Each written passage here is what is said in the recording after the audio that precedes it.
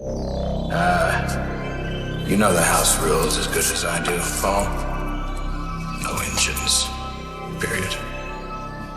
I just flat don't like the house rules, Murph. Me neither. What are you gonna make me do here, Polly? Just get us a table for four. I said 4 beers, Mr. Sexton. And I said no Indians.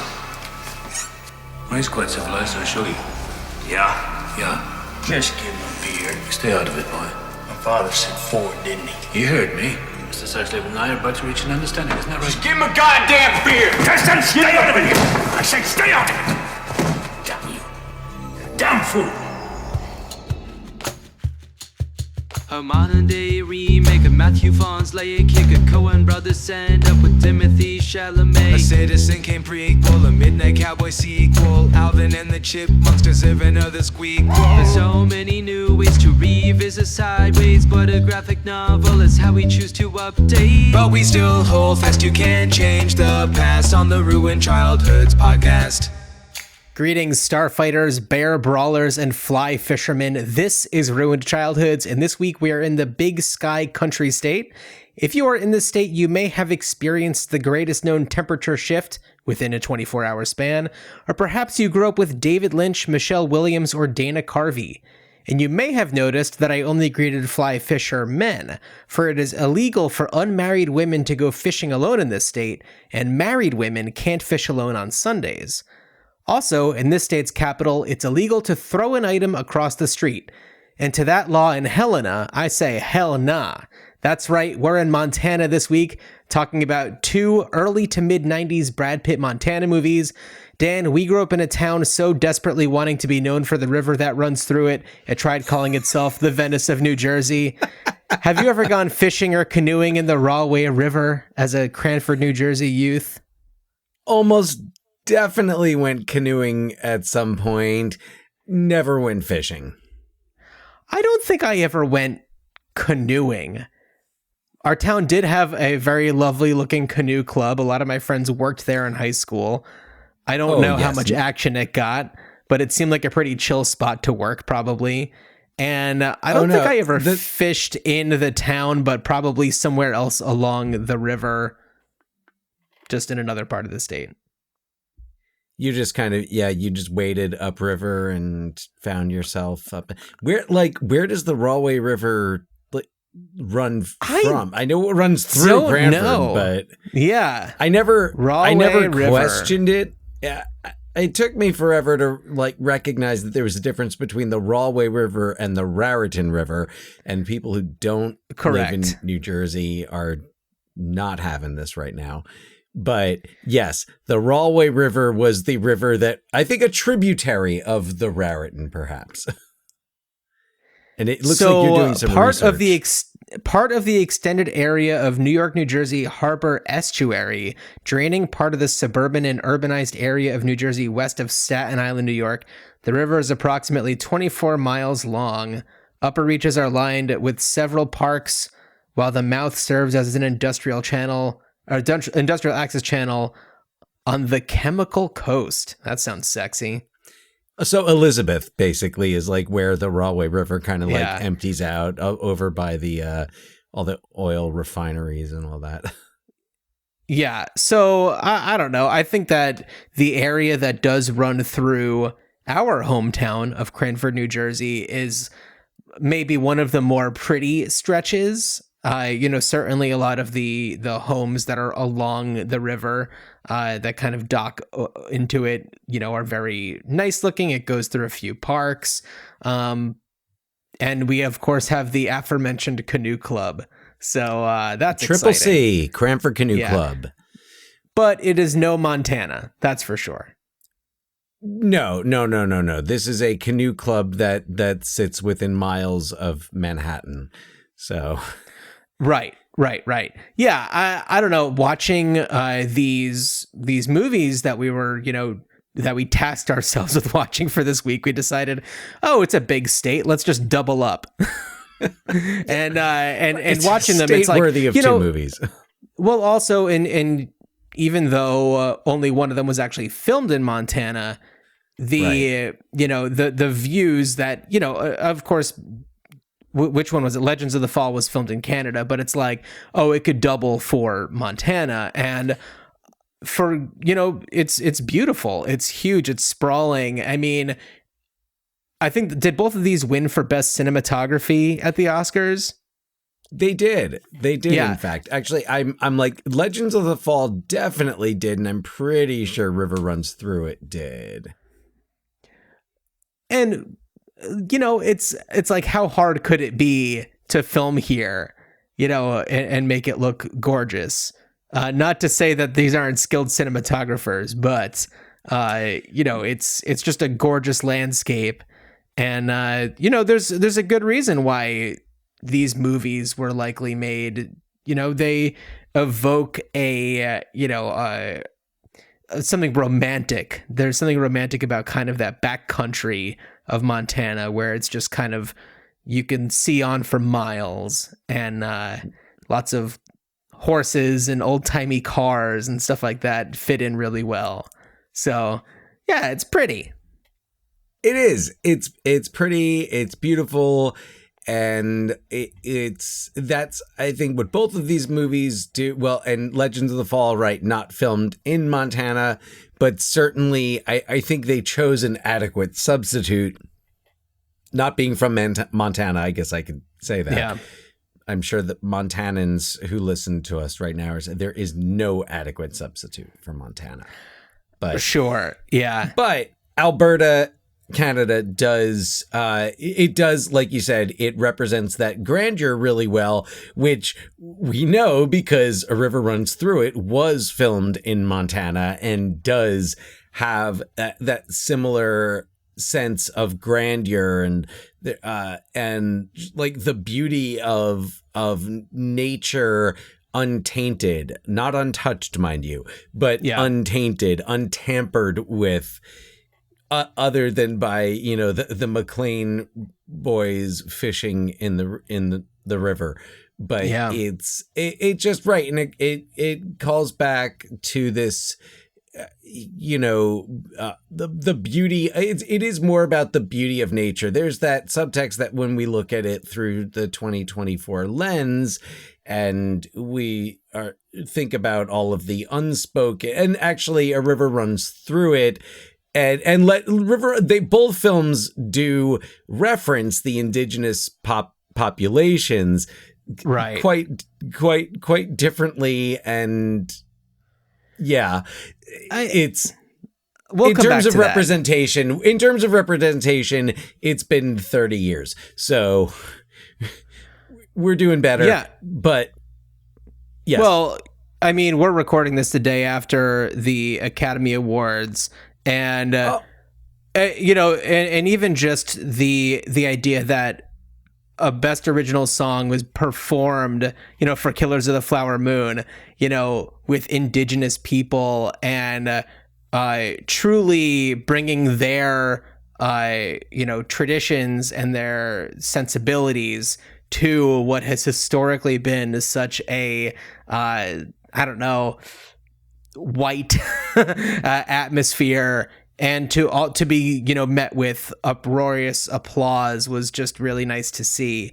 And whether or not these things won the award, it's still incredible that the representation is blossoming in a way that hasn't been seen in yet in its 100 years. Right. Well, and it's being, rather than being appropriated, it's being celebrated. Yeah. In forms like you mentioned. And it is also, for one, that stories like the true story of Killers of the Flower Moon are being told, but also, I would say more importantly, that there are more indigenous stories by indigenous artists that are being told. Yeah. Oh, and I just, I saw, I don't have the information in front of me right now, but I got a comment on a TikTok video that we did about the movie Hey Victor, which is the, I guess, mockumentary that's a follow-up to Smoke Signals that was made by the person who played young Thomas? Victor. Or young Victor? Yeah, I think it was young Victor. I think it was him. That's coming out really soon. So look out for Hey Victor. And that's a video that we put out on TikTok, and every now and then we'll get a nice little like or comment on it, which is really special. And I'm really glad that that's something that we talked about when we covered Idaho. And yes, it's really cool that we get to kind of discuss that representation in these movies, which were filmed, a few years earlier than Smoke Signals. And one thing that, and we can talk about it now, or we can kind of save it for later, but these two movies fit into this category, not as heavily, but, this early, I guess maybe late 80s to mid 90s trend of we're going to make a movie about the plight of Native Americans with some white people involved, Dances with Wolves, Last of the Mohicans. There are these big epic movies that are just kind of like, okay, we need to do something about the indigenous people now. And that was kind of the answer. And then there was just kind of nothing for a while that kind of had any kind of gravitas to it until now, Killers of the Flower Moon. So, and there have been some outliers here and there, but and we talked about this way more on our Smoke Signals episode. So, yeah, it's great to see television, prestige television, and in feature films, the representation of and by Indigenous creators. Yeah. More of it, more of everybody. Like, variety is the spice of life. Let's have it. Yeah. And get to see everybody. But of course, that is not to deny the presence of Presbyterians in Montana at the in the 1920s. Speaking of which, do you give us a synopsis for A River Runs Through It? I would love to. I would absolutely. We'll start in 1992, and then we'll build our way up to 1994. Yes, absolutely. So here, A River Runs Through It. Two brothers grow up in rural Montana under the supervision of their domineering preacher father. Norman, the oldest brother, learns of the world through books, bringing him to Dartmouth College, where he learns of his dream to become a professor. While he's away, his younger brother Paul becomes a respected journalist with a gambling debt rivaled only by his blood alcohol level. Paul has always been one to challenge the norm. In fact, he developed his own form of fly fishing that went against his father's teaching, the old 4/4 rhythm, and he also becomes romantically involved with an indigenous community member, which is not looked upon kindly by his neighbors. During his time back in Montana, Norman does what he can to be there for his family while also falling in love with Jessie, a charming woman with a love for life and who lives it to the fullest. But just as he gets an opportunity to forge his own path with a new career and an exciting life partner, tragic news leaves Norman wondering what parts of life are most important. So, directing and narrating, we have Mr. Fort Red Border, Robert Redford, starring as Norman McLean, Craig Sheffer of Nightbreed. We've got Brad Pitt as Paul McLean. What was that name? I've never heard it before. Oh, Brad Pitt? Oh, yeah, Bradley indie movie. Pitt? Bradley, yes, You're thinking of Bradley Pittlesworth, who, yes, and this goes by Brad Pitt. And new guy on the scene in this. Previously Thelma and Louise was his only screen credit. So we've got Brad Pitt, we've got Craig Sheffer, we've got Tom Skerritt as their father, the Reverend Love Tom Skerritt. McLean. Always down for a good Tom Skerritt performance. Yeah. Playing their mother is Brenda Blethyn. I forgot her name. Playing Jessie is Emily Lloyd, British actress Emily Lloyd, and it should not go without mentioning that playing Jessie's mother is the one, the only Edie McClurg. Emily Lloyd is like English Penelope Ann Miller. There were so many times where I'd be like, I know it's not her, but I could swear it's her.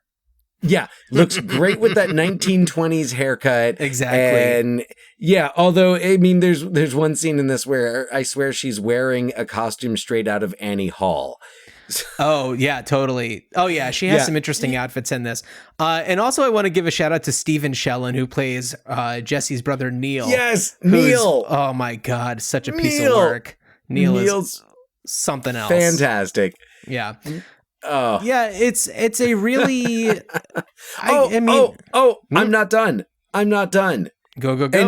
And in his screen debut, playing the young Norman McLean, a young Joseph Gordon-Levitt. That's right. JGL. Yeah. We love Joe. Absolutely popping up there. And he was wonderfully cast and probably has more charisma in his brief appearance than Craig Sheffer has in the entire movie. It's okay. It's okay to, yeah. This came out, 32 years ago. It's okay to finally admit Craig Sheffer maybe isn't star material, but that's okay. Well, look, that's because we're not talking about Nightbreed, but I've actually never seen Nightbreed.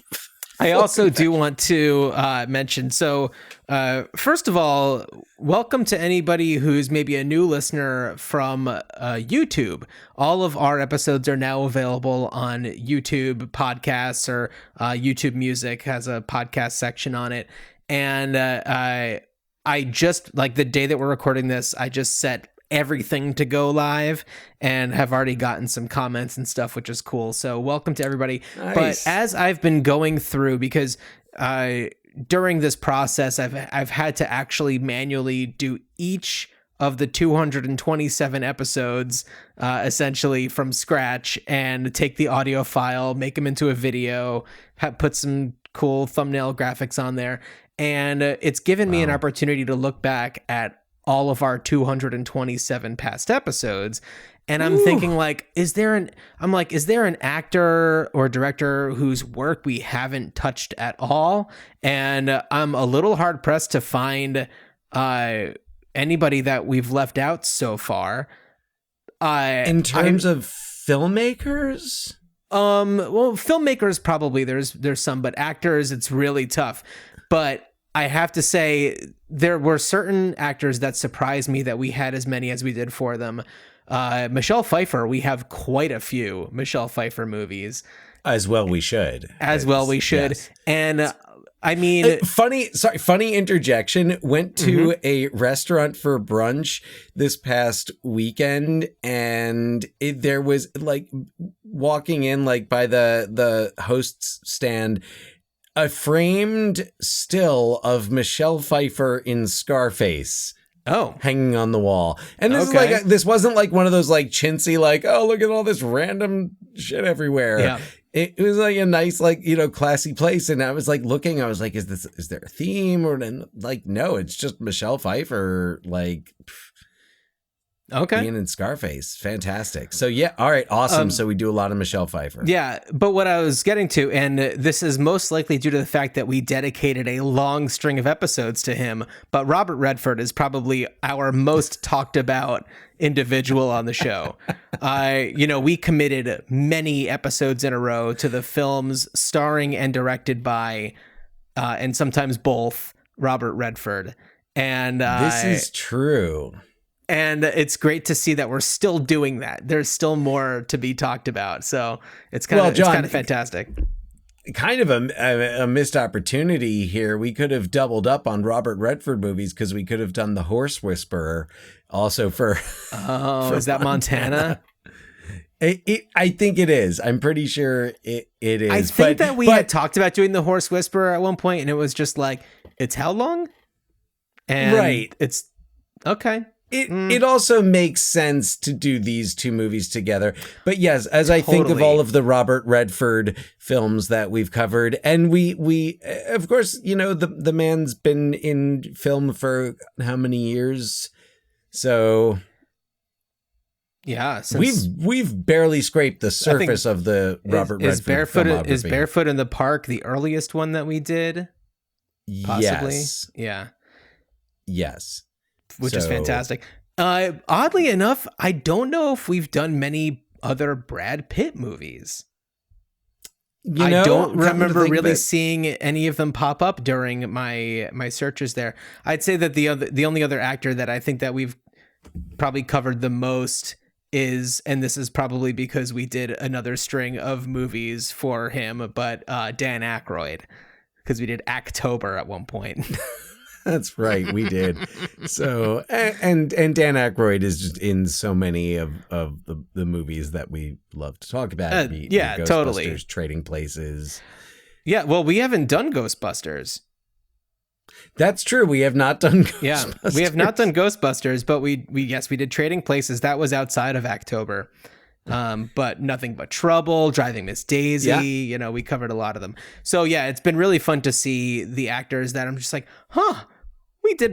Gina Davis shows up on our podcast more than I thought that she would, something like that. So that's a lot of really? fun. See, whatever number it is, it's not as much as it should be. She's not in as many movies as she should be in. But we've got Tootsie, A Long Kiss Goodnight, Quick Change, others. We did Thelma and Louise. Did we do Thelma and Louise? I'm pretty sure we did Thelma and Louise. I don't think we have. I don't remember. I mean, you've just been through all the episodes. I don't think that we made a thumbnail for it. So I don't think we've done Thelma and Louise yet. Oh, okay. All right. So we have not done Thelma and Louise. Yeah. Interesting. Damn, I really thought we did that one like a while ago. No, we'll have to do that. We did Beetlejuice. We did do Beetlejuice. That is right. Yeah. So good so stuff. We've got her there. But speaking of the Thelma and All-Stars. Louise, early Brad Pitt, we've got him here in his first co-starring role, really, making it onto the poster. And I remember seeing, I did not see this movie in theaters. I saw this movie on video, of course, recognizing that like, oh, wow, this must be beautiful to see on a big screen. Yeah. But also at that point, seeing Brad Pitt, and I must have seen Butch Cassidy and the Sundance Kid and The Sting not too long before this, because when I saw Brad Pitt and her, like, between his looks and like Redford's voice, even though Redford isn't doing Paul's narration, I thought this, but I was how old then, like 14 or whatever, and recognized without reading it anywhere else, like, oh, this guy is like a young Robert Redford. Yeah, some people you just see and you recognize immediately, like, there's something going on here. And right. And something that and we could talk about Brad Pitt, even later on after we talk more about Legends of the Fall. But, at this point early in his career, we're seeing him, trying to find his groove, make a name for himself. And we're seeing him in these roles where maybe he's like the brooding, emotional guy, and in a lot of cases, the like romantic, heart-throbby kind of a guy. And I'm speaking like, that includes like Thelma and Louise and, some of his other earlier work. But for me, what I find captivating about Brad Pitt performances are less that and more the ones where he's kind of like, I don't know, a sexless, weird side character, something, or like somebody 12 who's Monkeys. 12 Monkeys, absolutely, where he's doing. I think that was the first one where he's doing something completely different. But even something like Seven, yes, he's married, but he's doing his own thing. He's got his own thing going on.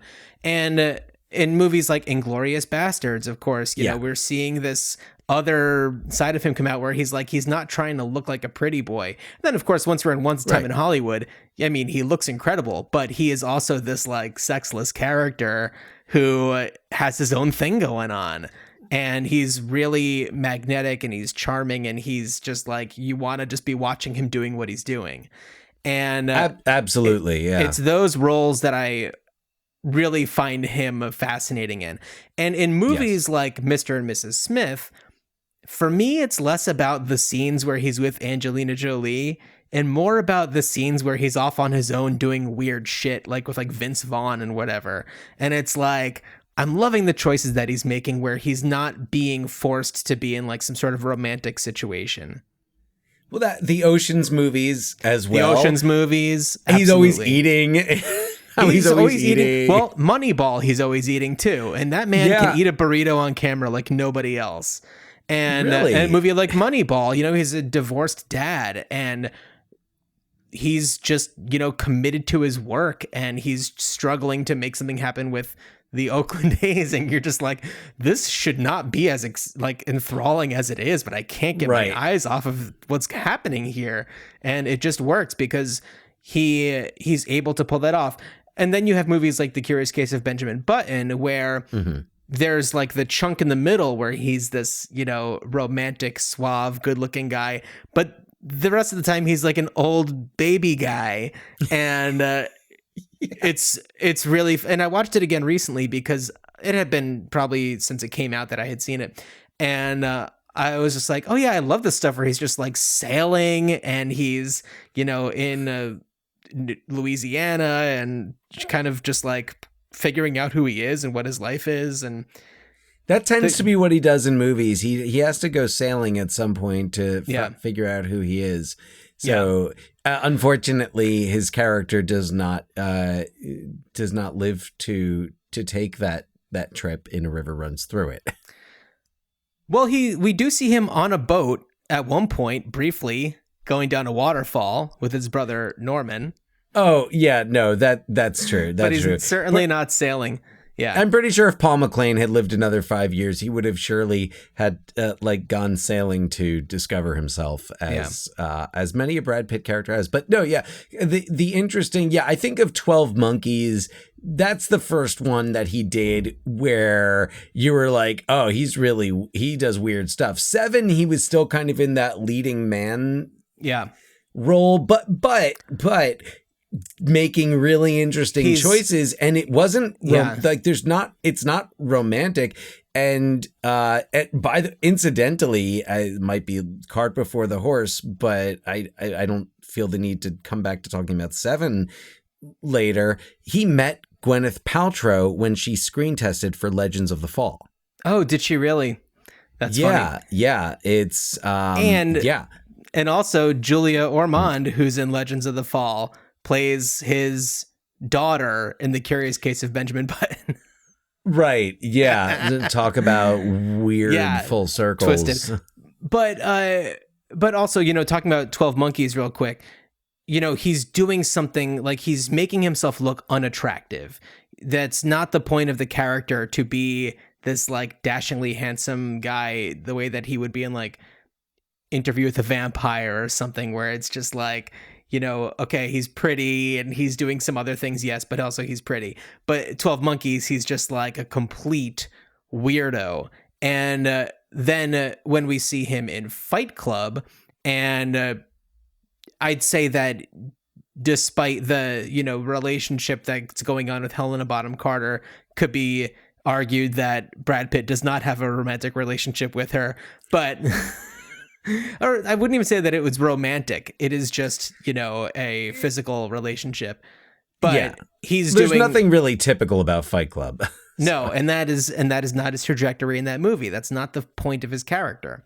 And so it's doing roles where he's, you know, got just his own thing going on that's different from everybody else.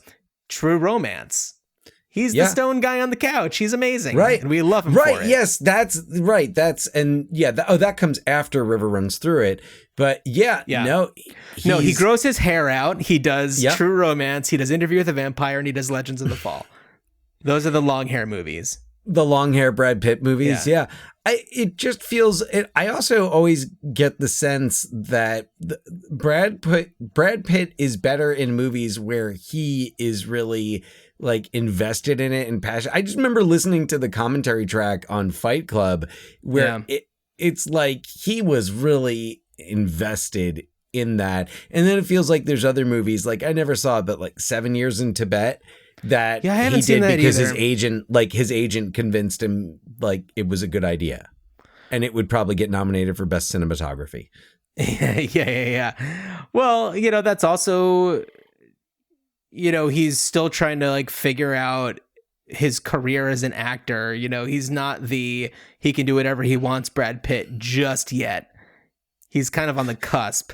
And so Brad it's kind Pitt of himself needed to go sailing and yeah. And we're going to talk about that more when we get to Legends of the Fall. But the one Yes. other thing that I really wanted to touch on, and we kind of mentioned a little bit earlier, is the representation of an indigenous person in A River Runs Through It. And that is somebody who's dating Brad Pitt's character, Paul. And, they try to go to this, like nightclub, and they're just like, she can't come in here. And he's just like, well, she's coming in, so too bad. And like, doesn't care. Everybody's staring at them, and his attitude towards her being there. And then also like, Norman and Jesse's attitudes to her being there kind of make her feel more comfortable. And they have this cool, like very erotic dance scene that just makes everybody. This is how you know it was made in the early 90s, because they do the lambada, the forbidden dance, which sure was do. popular. Like, I mean, this must have shot in 1990 because that's the only like year that dance happened in North America. The year of the lambada. Pretty sure. Yeah. Pretty sure. Yeah. Talk about double movies. There were the two lambada movies, but neither was set in Montana. Right. Oh yeah. The lambada. No one ever talks about the lambada anymore. I guess us right now, but that was like the hot topic at the time. That scene where they're in that nightclub, I wish that we saw more of her. We never really kind of see her again, but it's kind of like their attempt of being like, look, there were Native Americans in the area at the time. People didn't like them. Needs to be addressed. I don't know how it comes up in the book, but or if it comes up at all in the book, or if that's a choice of the filmmakers. But I mean, for the time, that's kind of like, all right, check. Yeah, and right. Where I agree with you on wanting to have seen more of that character is that based on what we see, it leaves me wondering, well, is Paul just using her because he likes to get a rise out of people and push people's buttons? So like and I feel like you get the sense that there's something genuine between them. I think that it's maybe less of him wanting to get a rise out of people and wanting people to know that he's not going to, follow the conventions. And it's more of the fact that like, he's just not somebody who follows conventions. He sees beyond that type of thing. And for him, there's more to life than, doing the things the way that people want him to be doing them. And I don't think that he's doing it to be showy about it and to make people feel uncomfortable. I think he's doing it because that's just the person that he is. I mean, I want him to be doing it just because, like, this is the woman he's with, and he's, you know, maybe not in love with her, but he's, like, genuinely, like, into being with her, and he wants to go out with her, and he would rather that there wasn't a problem. Right, yeah. That he would rather that nobody tries to, like, stop them. Yeah. But if they do, he's not gonna let them walk all over them. I think that's where it is, but I feel like seeing a little bit more of their relationship would have just solidified that idea. Yeah. Well, Dan, let's talk about Legends of the Fall, because I know that we have a lot to kind of get through. So we'll do a little bit of Legends of the Fall, and then we'll kind of talk about both of them in concert with one another. Are you ready for a synopsis? I don't know if I'm prepared for this, but I'm going to saddle up and strap in, and here we go. Yeah.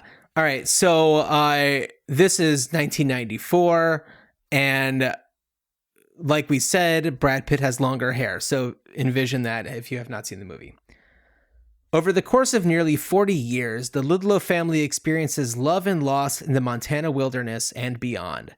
The patriarch of the family, Colonel William Ludlow, is tough as nails, but cares deeply for his 3 boys. Samuel, the youngest, is the first to find love in Susanna. She, like William, hails from England and met Samuel during their time at Harvard University. When he arrives back in Montana with Susanna, the other Ludlow boys are taken by her beauty and kindness, but duty calls for the Ludlow boys in the name of serving in the military during the First World War.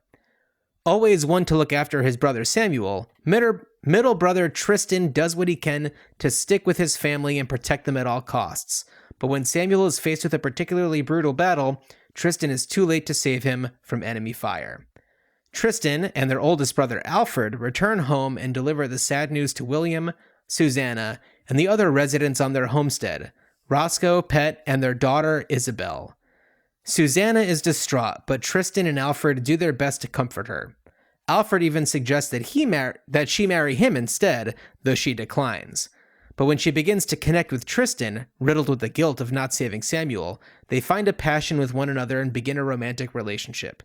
However, Tristan's guilt gets the best of him, and he leaves Montana in search of greater meaning, traveling the world and experiencing all life has to offer. When he finally returns, he discovers that his father has suffered a stroke, rendering his speech tarnished, nearly unable to communicate.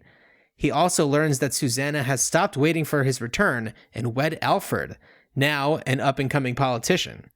Tristan finds new love, however, in the now-grown Isabel, with whom he bears 2 children and struggles to provide for his new family and his unwell father.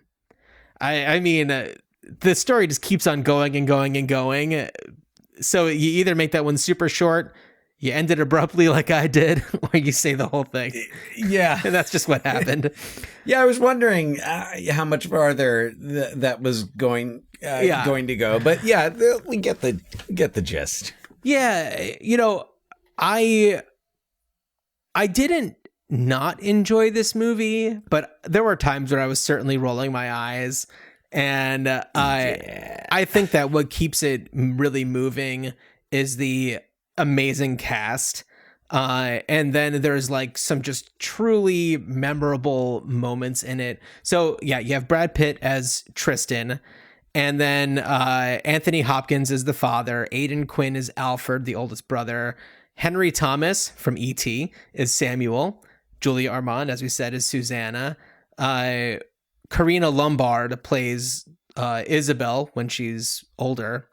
Let's see, who else we have? Christina Pickles is that's right, the mother, right? The mother. That's right. Yeah, Christina Pickles, who played Evelyn in she was Evelyn, right, in Masters of the Universe? Yes, she was. Yes. Yeah. She's fantastic. How did I doubt that? All right. And then we have Bart the Bear as a bear.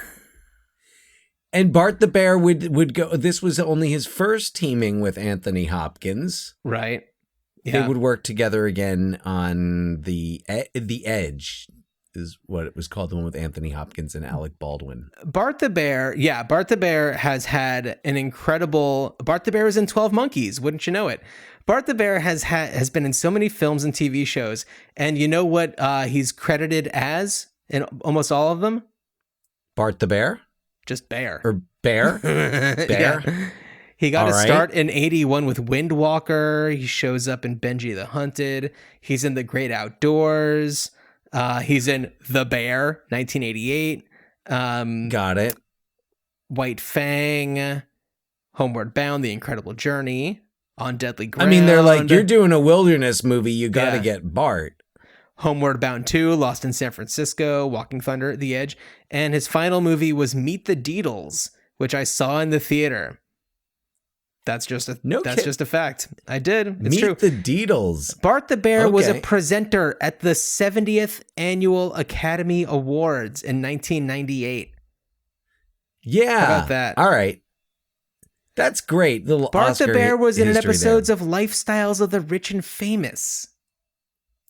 Damn, amazing. Fucking icon. Bart the Bear is. Damn. Absolutely. Way to go, Bart the Bear. So with Legends of the Fall, Legends of the Fall is directed by Ed Zwick, who also directed one of my favorite war films, Glory. Oh, yeah. Also directed The Last Samurai, The Siege, also been involved in a lot of TV, which is also how he first got to know Brad Pitt. So, first of all, Ed Zwick has a memoir coming out soon, so be on the lookout for that. I'm sure he's got a lot of great stories. And I read Zwick this and excerpt. the Dead. What's that? The Zwick and the Dead. The Zwick. Nice. Yeah. So, Zwick change. Zwick change. Yeah. I don't. Yeah. The Zwickening. Highlander 2, The Zwickening. Nestle Zwick. Go on. Yes, going back. So, and I was reading this excerpt because like last month, Vanity Fair published this excerpt where he talks about making Legends of the Fall. Cool. And he talks about working with Brad Pitt. Now, Brad Pitt was not the original choice for Tristan. This was initially a project for Tom Cruise, and Tom Cruise was going to play Tristan, and he writes about how Ed Zwick, that is, writes about going out to meet Tom Cruise on the set of Far and Away, which was shooting Wyoming, I think. So he goes out there, like goes horseback riding with Tom Cruise, and like they talk a little bit, and then he meets him again, and where Tom Cruise decides he's not going to do the movie is when he asks Zwick about Tristan's ethics, and Zwick responded that he essentially had none, and that was at the heart of the character, and that was when Cruise like dropped out. Interesting. Okay. Which makes sense. And there's like, he talks about, like, Zwick talks about how, like, some people have suggested that it had to do with Scientology, but if that's the case, and, like, Zwick went on to direct Tom Cruise in The Last Samurai, so worked with Tom Cruise and was like, yes, he is an absolute dream to work with. And, like, this excerpt, Zwick gets the annual cake, the coconut cake. The annual coconut cake, yeah. The white chocolate coconut cake that Tom Cruise sends to everybody. Is it for every Christmas or is it their birthdays or something? Basically, if you have worked in any capacity with Tom Cruise, every year you'll get the same cake from him. I think from like Jones on 3rd in Los Angeles. That's marvelous. You don't know about the Tom Cruise cake? It sounds familiar. I have heard about the Tom Cruise cake. So anyway, that was the deal with Tom Cruise, and Zwick had worked with Brad Pitt, kind of, sort of. Brad Pitt had like a one-line role on an episode of 30-something as like a babysitter's boyfriend. And it was the only reason why he noticed was because like all the women who worked on the show were like wanted to be on set when he was filming, and he was like, who is this guy? So he kind of like tracks his career, and then he's like, oh, all right, Brad Pitt would be a great Tristan, but wasn't famous enough to like get a movie greenlit. The key to the green light here was Anthony Hopkins, who had previously been represented by Mike Medavoy, who was running TriStar. Okay. And he met with Anthony Hopkins, and Anthony Hopkins just wanted to do a Western. Anthony Hopkins was like, I've always wanted to do a Western. I love Westerns. I thought Anthony Hopkins was great in this too. He is great. Yeah. Because it's Anthony Hopkins just having fun, and Anthony Hopkins being like, I won an Oscar. I've got this amazing like career rebirth. Like, I'm just gonna, it's like him in Dracula. It's just like, man, Anthony Hopkins is just having a blast. Yeah, I think still that at it, God bless him. For Anthony Hopkins, when he is, not trying to look cool, is when he's his best. Silence of the Lambs, of course. A movie we talked about, Magic. I think he's fantastic in that. And then there's movies like, Zorro, where he, okay. and then it's just like, I was like, what is he trying to look cool? But yeah, Zorro. Yeah, Zorro. And in this one, for most of the movie that he's in it, he has suffered a stroke, and he's half of his face is paralyzed. So yeah. But yeah, so Hopkins got it greenlit, and then interesting story about the novel. So the novel was written by Jim Harrison. And when Zwick met with him, he described how he had found all of these. He had been I don't know if it was like his house or like his parents' house, found all of these letters in a like a chest in the attic, and was reading them, fell asleep, and in his sleep, the story came to him. Oh my God. He woke up and wrote for 12 hours without pausing and wrote this book, according to him. Okay. From what he told Ed Zwick. So that's kind of how this story comes about. And it's also like part of why the screenplay has a lot of the exposition is through letters back and forth. So, and that all goes back to the novel. Yeah. But yeah. No, I think that it's an interesting enough story that hinges on its great cast pulling it off and just like being super magnetic. This is the movie where there's the iconic little like wet hat flip from Brad Pitt, where he like kind of like flips the brim of his hat when he meets Julia Ormond, and like the water spritzes up, and it's just like that's where that comes from. And people like Aidan Quinn just kind of killing it. Julia Ormond, of course, doing awesome. Dan, while we're talking about Aidan Quinn, I have one thing that sticks in my memory every time I think about Aidan Quinn, and I'm wondering if you are aware of this. So, okay. We all remember TiVo, correct? Oh, yes. So our parents had a TiVo for a brief period of time. Do you know where I'm going with this? No, I don't, but I love it already. So TiVo, which was like the first like DVR box that, for anybody who doesn't know TiVo, where you can hook it up to your cable box and it can record certain programs at a certain time digitally to a thing.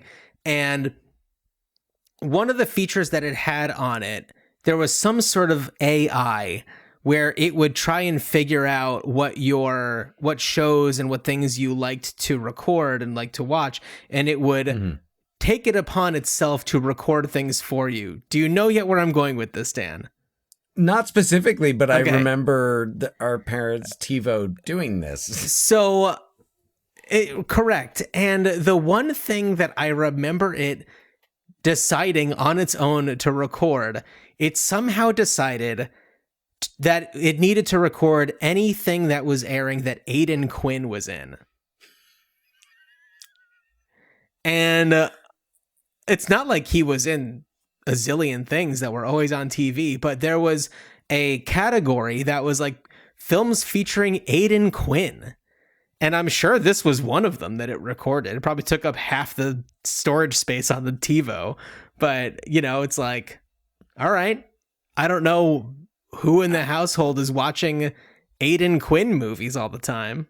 Yeah, I don't know how we fell upon that there. I don't know. Yeah, Aidan Quinn was in some good. I really liked him in Stakeout. He's great. He's the bad guy. Oh yeah, he's the bad guy in Stakeout. That's right. Bad guy in Stakeout. Yeah. Benny and June. He's good in. Benny and Jude. Michael Collins. I remember. I thought he was a good part. Mary Shelley's Frankenstein. Avalon. Avalon is the Aidan Quinn movie where it was. I was like, the casting was questionable, but okay.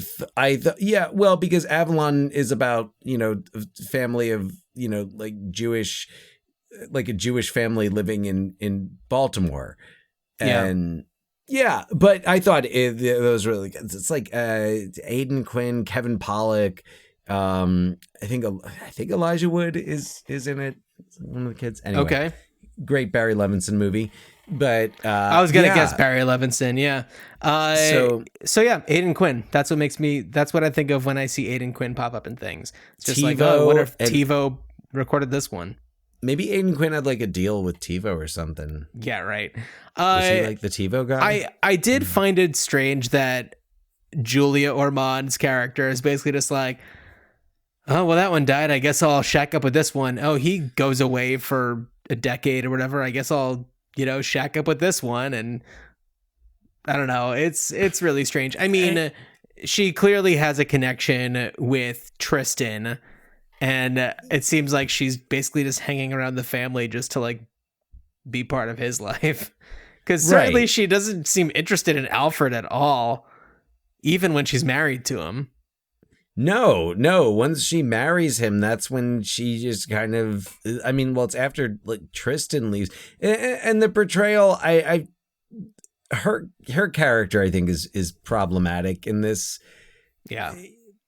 Like she's just so tied to these men. Yeah. She seems to just have zero agency, and it's, that wouldn't be plausible at that time, but it still is. It doesn't stand up now. It's not the way you portray that character now, because it also shows that like it's one thing that like, all right, she's like, whatever, I'm gonna stay on this ranch, I'm not leaving, I'm gonna stay around, like I like living on this ranch.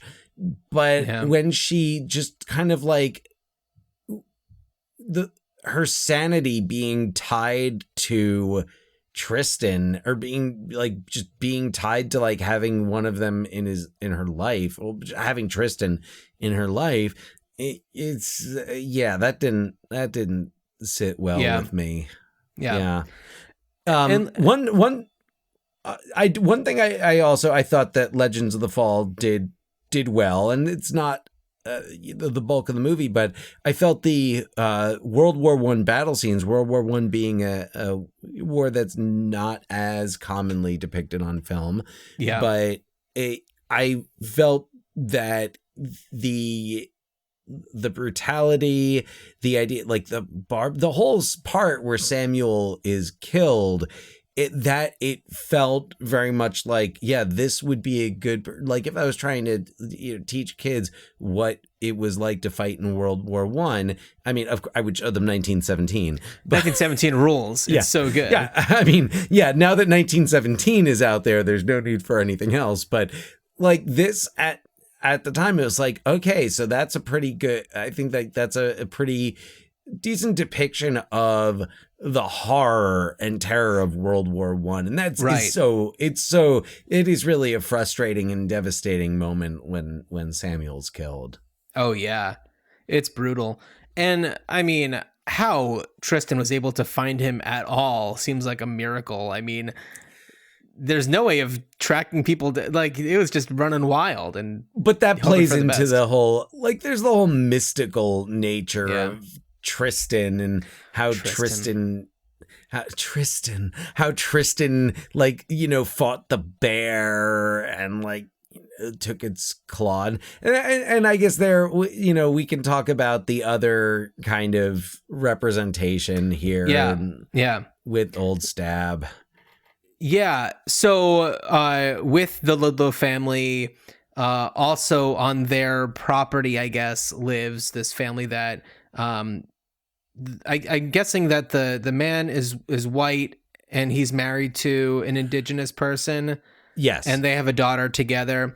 And there's a pretty sweet scene, after the boys have gone off to fight in the war, where, they're kind of in separate parts of the house eating dinner, and Susanna and William are just like, this doesn't feel right. And they bring their food over to sit with the others, and it's just like, it's like, there's no hierarchy here. We're all family. And, they offer to, educate the daughter, Isabel. And There's even a scene, or there's like a line or whatever where the guy is just like, it's, but she's a, is it okay? Because she's a mutt or whatever he says. And it's just Half-breed like half-breed or something. that. And he's just like, I don't know what you're talking about. That's nonsense. Yeah.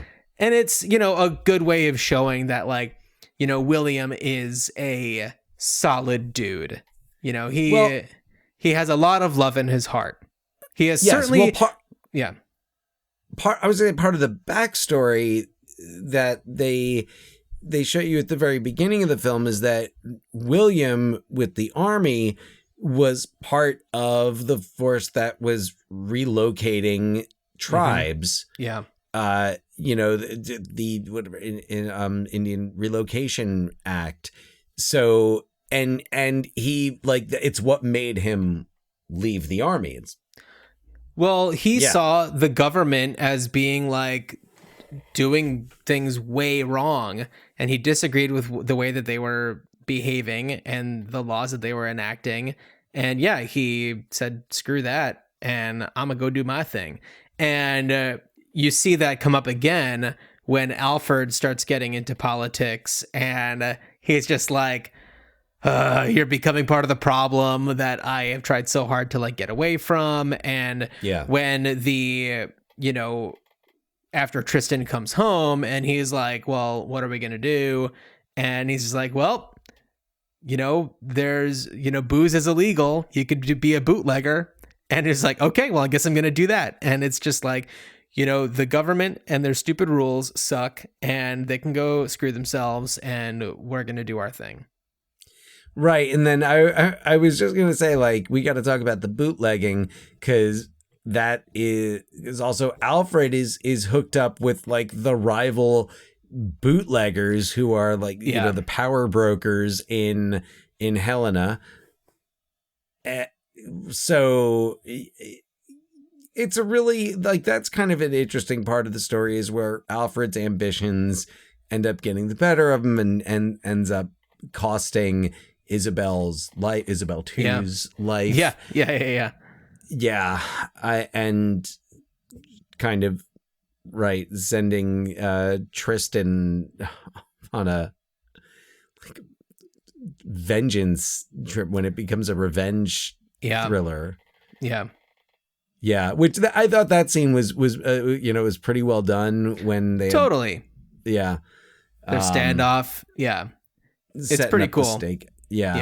No, the ending is exciting, and then kind of like the epilogue with the bear, with Bart the bear. That part I feel like I could have done without, but I was like, okay, we really have to do that. All right. It was like, oh, right, yes, we have to do that, where I don't know, old Tristan fights the bear. Does he win? Or does the bear kill him? Do we know? I think that it's meant to be left ambiguous. I expected for it to be that the bear killed him, because I mean, it's a freaking grizzly bear. you can't fight and win. Maybe he ends up with the bear. Maybe he's like, this didn't work out, that didn't work out. Like, this is the only thing that's gonna work for me, bear. And we've been in this together for a long time. So, like, it's strange. I asked for your paw, but I already have a fourth of it. So, it's Legends of the Fall is it's one of those movies that it feels, and it's kind of like, you mentioned Last of the Mohicans before, and it felt like the score was kind of biting off of Last of the Mohicans. Like, but it was like only the one track from the Last of the Mohicans soundtrack just like kept being repeated, and some of the writing is. The line, my favorite line, I wrote it down, and it comes right after Samuel's death, and it pretty much, like, destroyed the emotional impact of it when, as Tristan is about to cut out Samuel's heart, and he's, like, straddling Samuel's dead body, and he just goes, "God damn you, God!" And I was like, did you just say, God damn you, God? Yeah, like, God damn you, God. That doesn't quite work, buddy. Like, I know you're in pain and anguish and everything, but like, he's not the one that went to Hartford. He's not the one that went to Harvard. I almost said Hartford, to Harvard, where I went for a hot second. Or Dartmouth. Well, wait, hold on. Dartmouth is the other one. Dartmouth is the other one. Yeah. Yes. So, Dan, real quick, I wrote a little synopsis that could work for both of these films, and then I asked ChatGPT to write one as well. So Brilliant. Mine is: some families are built different than others, and in Montana's sprawling countryside in the early 20th century, this family proves that point. Under the domineering watch of their emotionally withholding father, these brothers struggle through decades of growth, grief, and love as they search for meaning in and out of Montana. Could work for both of them. You just described them both, yes. ChatGPT said, in the untamed wilderness of the early 20th century America, two brothers struggle to find their place in the world under the watchful yet emotionally withholding eye of their father. As they forge their paths, they encounter the complexities of love and duty while forming unlikely bonds with Native Americans. Against the backdrop of changing times, the brothers navigate the rugged terrain of their relationships, grappling with the legacy of their father's stoicism and the profound impact of their interactions with indigenous communities. Yours was definitely more accurate to both of them. Yeah, I felt like it was struggling a little bit, and it was just like kind of giving me something more general. I had asked it to include the information about the indigenous people and the emotionally withholding father. So yeah. I think that without that, it would have been a little bit more bare bones. But it mentions the two brothers. Had it just said brothers. Yeah, because in one there's three for a while, and then it's the two. I don't know. It's complicated. But nevertheless, they are two movies from the early to mid 1990s, put out by Columbia TriStar Pictures, starring Brad Pitt, that take place from maybe the late 1800s, but going on past, during the first quarter of the 20th century, 30s or so. Yeah. So, I don't know. About brothers, different brothers, where Brad Pitt is the more wild one. Yeah. Who challenges the status quo. Yeah. And almost, you know what? I enjoyed watching them both. It was interesting watching them back to back. And I mean, there's a good reason that we're talking about it today. But Dan, I was wondering, what would you do to kind of bring back this kind of vibe? I know that it's not the early to mid 90s, so we can't include that element, but I'd love to hear what you're thinking. Yeah, so really thinking about just kind of generally what to do with Montana stories, because I really thought about it for both of these, and there was really nothing other than like a fish the waters if a river runs through it thing, or like a virtual fishing game, I don't know, that puts you in the fly fishing shoes of the McLeans. Nothing like that really worked for me. So I was trying to think of other like stories about that are like signature to Montana and are about some type of like, that type of journey and accomplishment. I did was looking into some different stories, and like there's a few stories from Montana's past that I feel like would also make good movies, like the mythical Tommy Knockers helping the miners, and there was a union organizer who was found lynched from a bridge. But the story that I settled on, I'll read you the synopsis here. So the book is called Brothers on 3.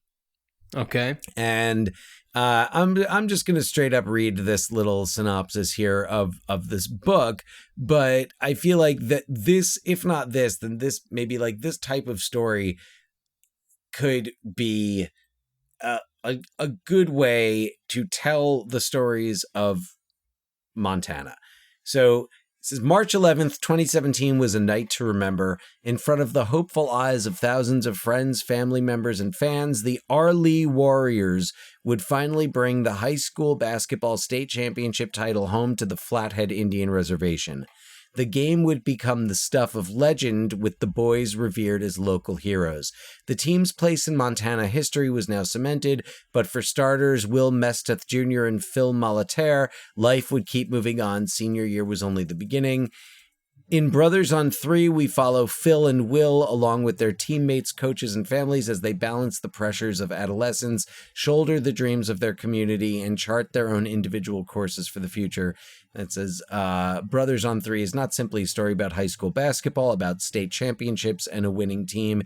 It is a book about community, and it is about boys on the cusp of adulthood, finding their way through the intersecting worlds they inhabit and forging their own paths to personhood. Okay. So what I see here is, if not a straight up adaptation of this story, something based on it, something inspired by it. I think that starting the story with the championship game and moving on from there is interesting. And it's, of course, it's bringing me back to Indiana and Hoosiers. Right.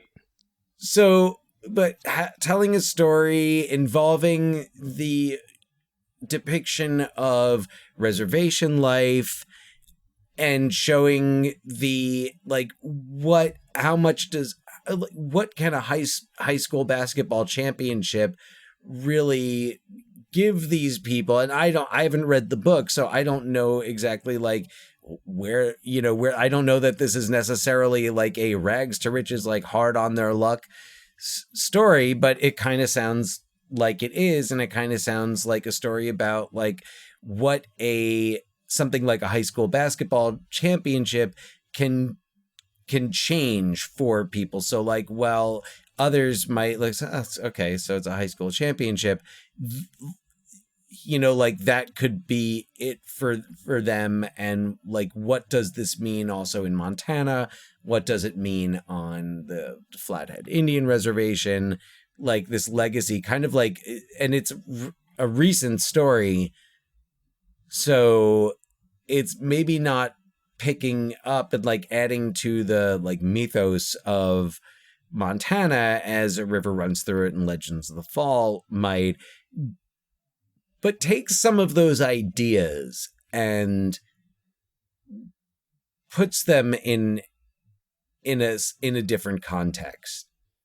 Okay. But still kind of tying it together to whether it's their like literal biological brothers or like brothers by being in the same tribe or on the same team, have that father figure, that like, emotionally withholding father figures, like that, your coach, your, whatever, you've got your players' fathers. Yeah. Well, I mean, we know from Hoosiers, we can get a lot of characters, not just from the players and the coach, but the families as well. Yeah.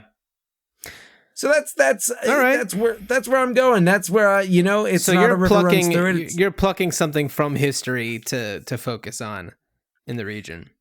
I'm saying, yeah, let's like tell some more Montana stories. And yeah, this was kind of the one that I felt was like, hey, I could see taking a lot of those themes and dynamics from the Brad Pitt double feature and putting them into a story like this. Gotcha. So that's where I'm at, John. What about you? Okay. So there's a teenage girl, and none of her friends know that she's actually a secret pop star named Hannah Montana. That's all I know about Hannah Montana. No, that's not what I was thinking. I feel like I was trying to think more about these two movies, and I don't think that there's that many people who really care that much that there were these, two Montana movies that cover a lot of the same ground with the same person and da-da-da-da-da-da. because it would be fun to kind of, if in an imaginary world where this is possible, kind of take these movies and shuffle them together and have, you know, Tristan and Paul encounter one another and, you know, have something like that happen. Or to even do like a parody movie of like a early to mid 90s, you know, sweeping, cinematically beautiful landscape Montana movie. And yeah, you could do that, but I don't think that anybody really is clamoring for it. But I do think that there is an opportunity in Legends of the Fall to go back to when, you know, Montana is first being established as an American state. And, you know, before any of the kids come along, you know, seeing the experiences of William as he and Isabel are, you know, exploring the original Isabel, not right. Yeah. You know, exploring the vast countryside and being at odds with the American government and, you know, having these experiences with the indigenous people of the land and kind of being... Well, not to mention William and Isabel probably being at odds with each other. Yeah, totally. Yeah. So I think that you know, whether it is like considered a prequel or not, but to kind of explore the life of this person who is, you know, out there to develop this land and kind of recognize the problems with with his government that he's employed by and, you know, veering away from their rule and kind of choosing to do his own thing and the struggle between, you know, duty and where his heart is. So that's kind of what I was thinking. I was also like, as I was watching these movies and I was seeing a lot of like, you know, a lot of the big landscapey shots, you know, we've come so far in technology when it comes to, you know, camera stabilization, where it's like, you know, you see a lot of these helicopter shots and there's something about them that always feels like too shaky or something, where you're recognizing like, oh, this is in a helicopter. Whereas now the stabilization on like drones and other camera equipment has gotten so advanced that it's just buttery smooth. And the quality that comes when you are filming in these natural landscapes is just unmatched. You know, when you look at movies now where so much of it is just made digitally, and then there's a movie like, you know, the Dune movies that are filmed where there's actual sand dunes, you know, it's like you can tell the difference and it feels like you're really part of something rather than you know, when they're just kind of painted on through a computer. So I feel like there's a good opportunity to, you know, take some of that old cinematography styling and blend it together with like the technology that we have to make it even look more luscious. And, you know, I feel like that will be really exciting to see. Whether it's filmed in Montana or Canada, who's to say? No, that would be cool. And as for like the spoof, the early to mid 90s sweeping epic spoof, that would have been, man, like 1996. That would have been so, like, you get Far and Away and Legends of the Fall, and this one, I'm sure there's right. Dances with Wolves. Dances with Wolves. Get that one in there too. Dances with Wolves was definitely parodied, and they got it in Hot Shots. Oh yeah, but on a much smaller scale. Right. Yeah. But yeah, also I feel like the age of that type of movie has passed. Right. Or you make that movie, but it's actually indigenous people making the movie. Oh, yes. You know, and it's like, you know, seeing an indigenous parody of of those. Yes, it kind of, reminds me of the upcoming film, was it the American Society of Magical Negroes? Oh, yeah. What is that kind of, makes me think it's of totally that same kind of idea. Yeah. Well, Dan, why don't you tell everyone what we're going to be doing for our Nebraska episode? Oh, well, for Nebraska, since we're going from Montana to Nebraska, we figured we'd cover a movie that's about going from Montana to Nebraska, and it is 2013's Nebraska. Hey. Written and directed by multiple time, but especially this year, Academy Award nominee Alexander Payne, and starring Bruce Dern, Will Forte, Ruined Childhood's all-star June Squibb, going Bob way back. Odenkirk. Yeah, I'm really excited to talk about it. I watched it not too long ago for my second time, and it's something special.